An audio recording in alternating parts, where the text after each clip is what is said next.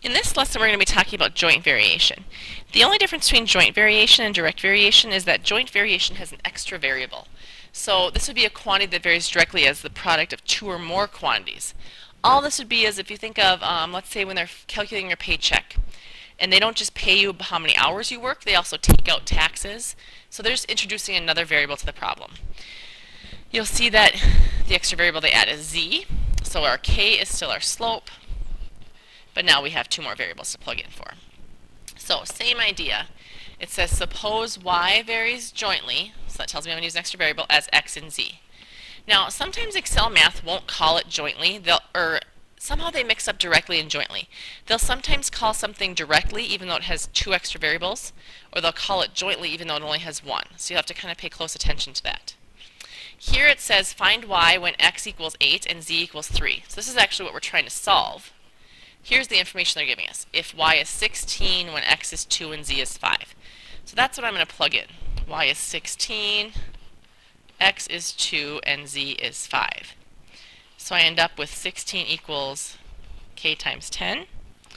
When I divide by 10 to find my k value, I get a fraction here of 8/5. So k is 8/5, which means my equation for this situation is y equals 8/5 x times z. So now I can find what they asked me for. They said find y when x is 8 and z is 3. So I would have y equals 8/5 times 24. And you take 8/5 times 24, you should get 38.4. Or you could write that as a fraction if you wanted to. 38 and 2/5. So there's your answer. You guys try number 4, and then unpause when you get your answer.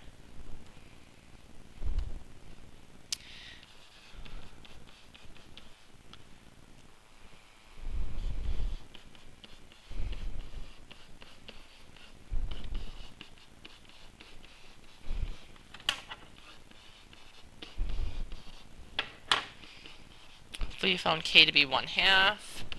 So for this problem, my equation is y equals 1/2 xz. So it said find y when x is 10 and z is 5. So we would have 1/2 times 50, which hopefully gave you an answer of 25. Again, any questions, let me know tomorrow.